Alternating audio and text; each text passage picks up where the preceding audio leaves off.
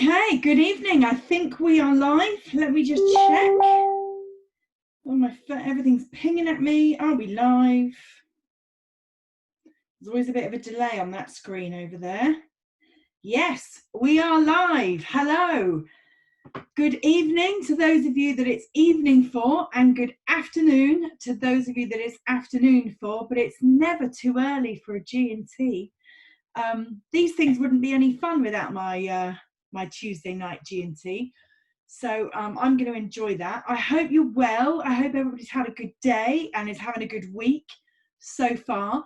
Tonight's live is all about sales objections and how to handle it when a customer says no.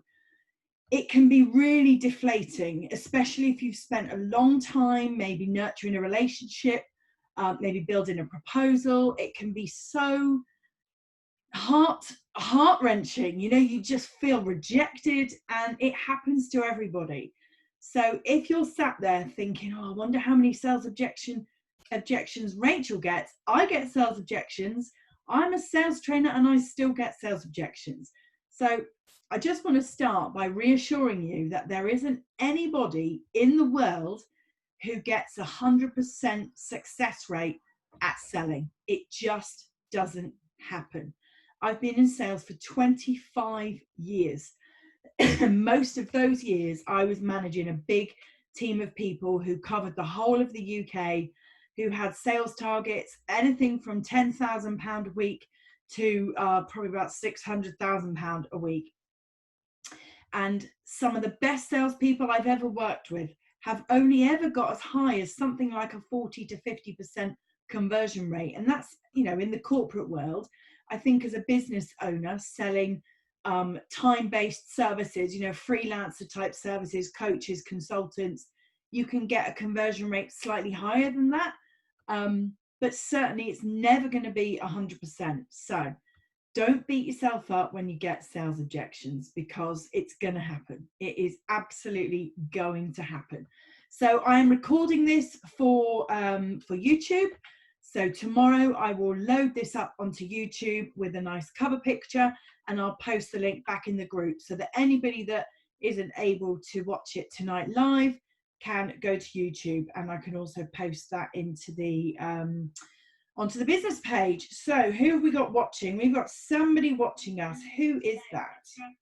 I can't see. But if you are out there and you are watching, please do say hello so that I know that you're there.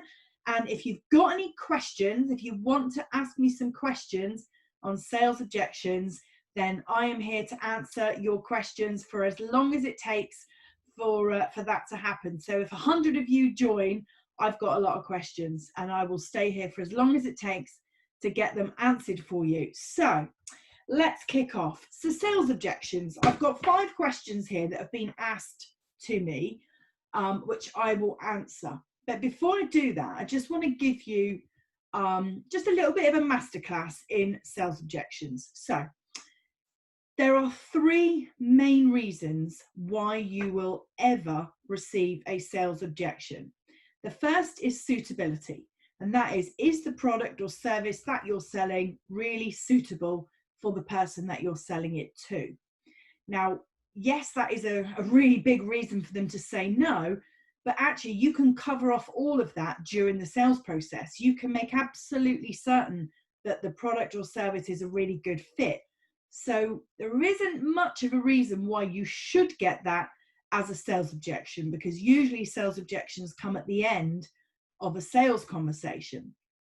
So suitability is probably the easiest one for you to avoid. The other 2 are a little bit more tricky. One of them is timing and the other is money. So starting with timing. A timing objection usually comes about because maybe the customer is a little bit maybe apathetic. So they're a bit like, well, you know, I might buy it, I might not. Now might not be a good time. Maybe I'll revisit this in a month, maybe 2 months, not sure. They might link the timing to the money. They might say, I haven't got the money right now, and so the timing isn't right. So sometimes timing and money can be linked, but timing is usually an objection that sounds like I really like what you've said, what you've presented, what you've proposed to me, but now isn't the right time for me to make a decision. So timing is a big reason that objections happen. And the last one, probably the most difficult that we all fear, is a money objection. And a money objection can sound like, I don't have the money right now. I like what you're selling. I need it as a solution, but I don't have that amount of money. Or it could be not just money and budget, it could be more about value. So it could be, I have got the money, I do like what you're selling to me, now is a good time, and yes, I've got the money, but I just don't believe that the return that I will get will be good enough for me. So it's more of a value question. You know, is it going to be a good decision for me? Am I going to really get the solution, the result that I'm hoping for? So depending on what you're selling, if you're selling, windows and conservatories, the person on the buyer needs to believe that the value add to their life, to their home, of having the new window and conservatories is going to be enough to create the urgency and the appetite for them to spend the money. If you're selling coaching services, for example, you need to have driven the desire for the outcome that the coaching will achieve to such a level that there is no question about the return on investment. There is no question about the value. So money objections can be quite tricky because they're often split into true, money or value. So the key thing for me with objections is not how to handle them, it's how to avoid them. It's much, much better to not get them in the first place. And the way to do that is to get the elephant in the room out onto the table or, onto the call that you're having and to talk about it. So it's too late to deal with an objection if you're dealing with it after the proposal has already gone out. What I would suggest you do is, I've given you the three things: suitability, timing, and money. Is make sure that in your sales process, in your sales conversation, you are asking clearly about suitability, timing, and money. And what that would sound like is, what does the ideal solution look like for you? When do you ideally want to get this solution in place? When do you want to achieve the outcome that you're looking for? And the money side of it is, have you considered how much this might cost? Have you considered setting aside a budget? Do you have a budget set aside? And really talk about the money side of it, because it's too late. If it comes later on, it's easy to become defensive. And what you don't want to do is sound defensive. So when the objection comes, sorry, Rachel, I don't want to go ahead. And it's easy to go, well, why not? I thought we were getting on great. I thought you loved my product. I thought you enjoyed the service I offer. Then it becomes a little bit confrontational, not particularly comfortable for both parties. And so really what you want to do is avoid the objection in the first place by asking the right questions. So on the subject of questions, you lovely people have given me 5 questions that you would like me to answer. And so the first one is, how do I handle it when a client asks for a discount? Oh, if only we could never get these. This often happens. I've worked with a few freelancers that get quite upset when this happens, because from a freelancer point of view, there's a perception that they have low overheads because they work from home, and clients think that that's a really good reason to hammer a discount, which is not really fair. But anyway, how do you handle it when a client asks for a discount? I'm going to give you 3 words, and I want you to remember these words because they are amazing words to trigger some sentences that you need to say when this happens. The words are can't, can, and will. And so it sounds like this. Hey, Rachel, I'd like you to give me a discount, please. What I can't do is discount the service to the level that you've asked me to do. What I can do, though, now that I understand what you're willing to pay, I can re-look at the service proposal and I can rework it for the budget that you have. And what I will do, because I'm very keen that we work together, is I will do that now for you. How does that sound? So the can't takes away the negative, because obviously they want the discount. They want you to say yes. So the can't, what I can't do is, that takes away the negative bit. What I can do adds a positive, and what I will do adds action and makes it immediate and adds some urgency to it. So what I can't do is this, however, what I can do is that, and what I will do for you, Mr. Customer, because I so want to work with you, is let's talk about that now so that we can get the contract signed, for example. I'm making it up. So hopefully that answers that one for you. The next one, what about objections that are more like apathy or indecision? Yes, this I sort of touched on this earlier, didn't I? So where it's not a clear objection, where the customer just goes, oh, yeah, well, I'm not really sure. I really like the sound of it. And it's all a bit indecision. What I would say is, if you get an objection like that, you haven't raised enough desire during the sales conversation. So if you get to the end and the customer's like, oh, yeah, well, I'm not really sure, you haven't asked questions like, how important is this to you? When do you want it solved? You know, as in what problem they're trying to get solved. When do you want this to start? And then one of the really good questions is, and why is that so important? So I want it to start in September, Rachel. Okay, well, so why September? Why is September such a critical time for you to get this issue that you're having solved? Why is September when you want to achieve the outcome that you're looking for? What is the purpose of September? And what's the impact of it rolling into October or November? What would that look like for you?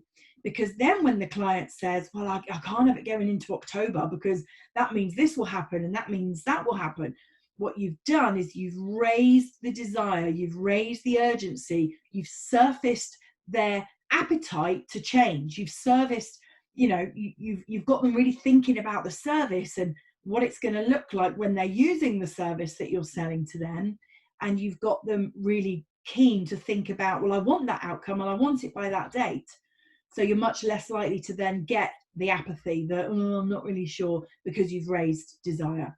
Hopefully that solves that one for you. Do let me know in the comments. We've got one comment. Who have we got there? Oh, hi, James Twigger. Hi, Carmen. Carmen, I loved your paintings. I really loved your paintings. You need to post a painting in the group. Show everybody your work. It was amazing. I was fascinated watching you doing those paintings, and I love the fact that you did a little cheers with your drink. So this is to you, Carmen.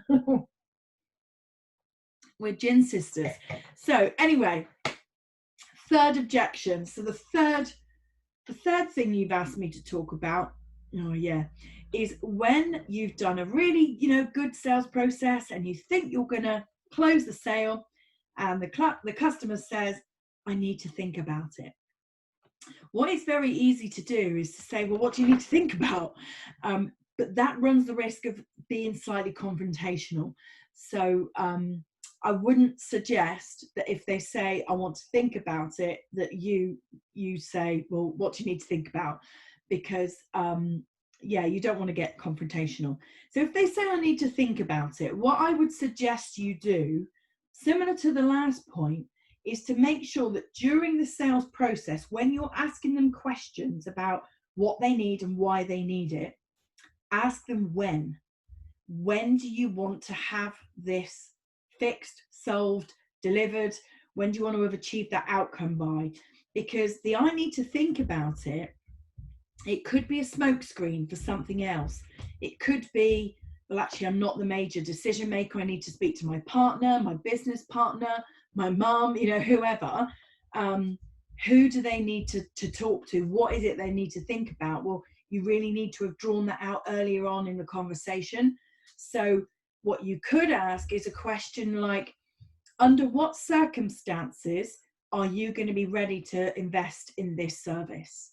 So that the answer that they give you is, well, this needs to be right, this needs to happen, the other needs to happen, so that they're less likely to say that they need to think about it, because what you're going to do is create the conditions to help them to buy from you. Hopefully that answers that. If it doesn't, come back to me with another question. Okay, question number 4.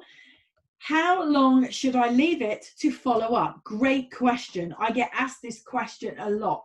How long should I leave it to follow up? I would say, if you haven't already agreed in the sales conversation what the follow-up looks like, you're missing a trick.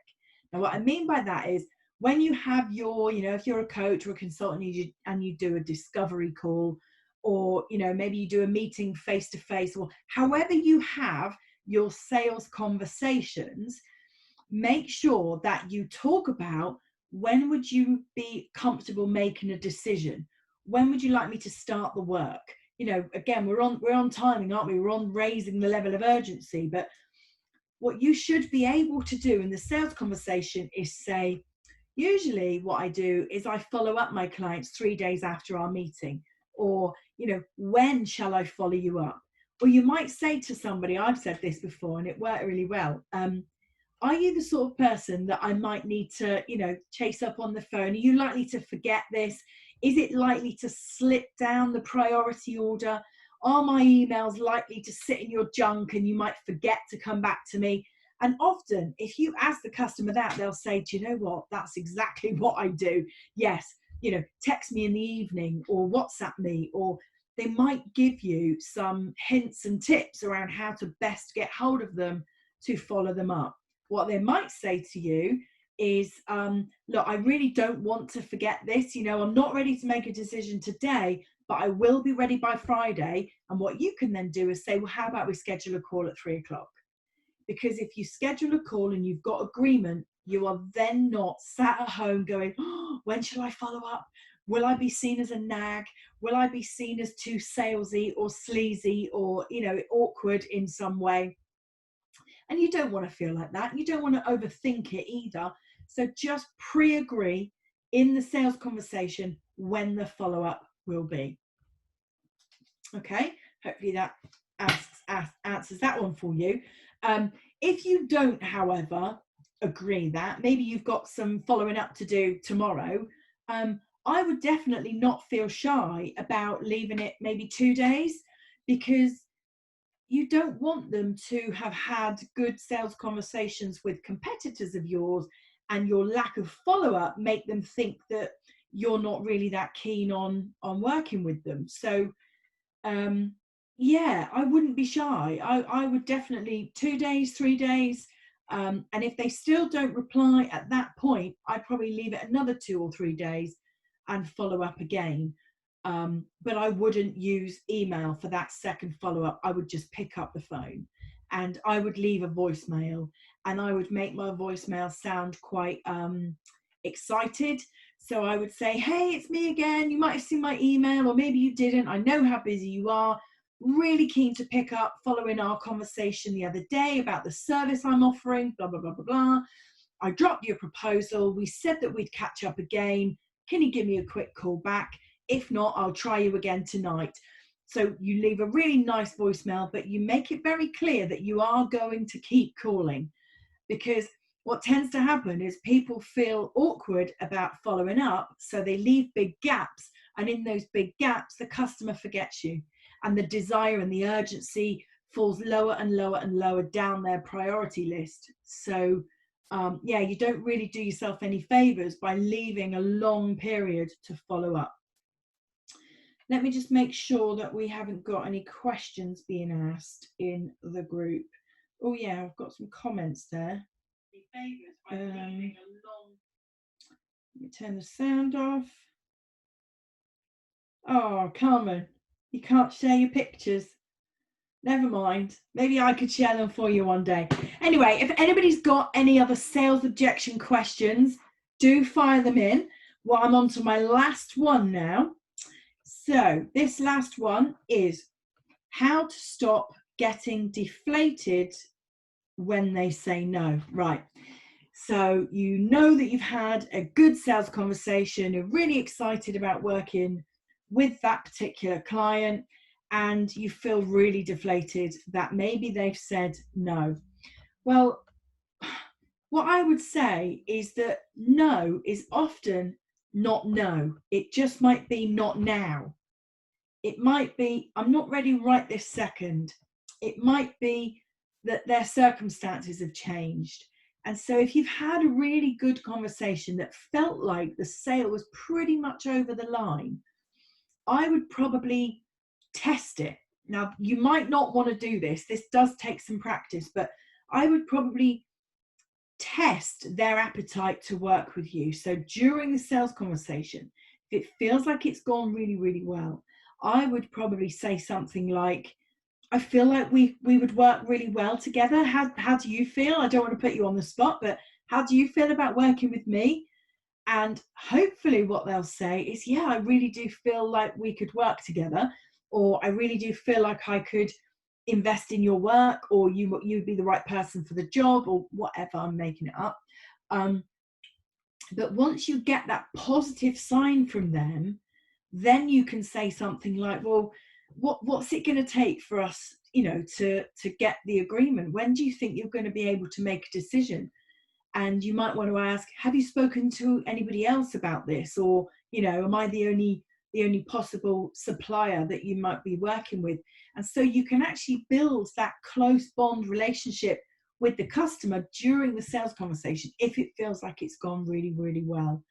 But in terms of, how to stop yourself feeling deflated, what I would say is you've probably got a natural conversion rate. Most people, when you look back at your last 10, last 20 attempts at closing a sale, you've probably got a similar pattern. And what you can start to do, if you look back at that pattern, is understand the things that you're good at in the sales conversation and the things that you're not so good at. So often what I find with clients and mastermind groups that I work with is that people are very good at getting agreement about what the ideal service looks like. They're very good at getting agreement around, is it the right product? Is it the right service? Are we a good fit? So the suitability objection that comes up. People are good at that. And that's because we're all passionate about what we do. We're all passionate about the services that we provide. And so we're good at asking questions to the potential client about what they're looking for and why they're looking for that and how it fits and how it tailors with what we do. So naturally, people are good at asking those types of questions and therefore don't get objections. The things that people are not so good at is timing and money objection questions. And so if you remember what I said right at the beginning, to avoid objections, you have to ask the right questions, because once somebody agrees with you that they want the solution in place by September and they've set aside a budget of £1,000, for example, they then can't later on say, well, it's not really the right time and I haven't got the money, because they've told you in the questioning stage, I want it by September and I've set aside a budget of 1,000. So you need to get agreement in the questioning phase if you are to avoid the objections. So I hope that's a really quick, it's 26 minutes past 7, really quick, 5 questions answered for you on sales objections. I really hope that was valuable. If it was, please let me know. If you're watching it back on the replay, let me know in the comments that you're watching it on the replay. And as ever, I just want to thank you for being here. We're up to 110 in our lovely community group now, which is amazing. And I've got big plans for the group. I've got lots of things that I want to try with you and teach you and learn from you, and lots of things that we can do together in this community. So if you've got any friends or business colleagues that you think would benefit from being here in the community with us, please feel free to invite them. If you've got any Q&A topics that you would like me to run on a Tuesday, fire them into me. I'm more than happy to take your feedback and to deliver masterclasses and live seminars to you that are going to be useful. Because at the end of the day, what I want you to be able to say to people in your network is, hey, I'm in this really great group with this bubbly British girl who drinks gin and gives us all the answers to our business questions and is really helpful. And you need to come into the group because, she's there to help and support us all. And I really want to build that community spirit in this group. So yeah, thank you for tuning in, and let me know what topics I can cover next week. Have a good rest of your day. Have a good rest of your evening, and cheers from me. Take care. Bye-bye.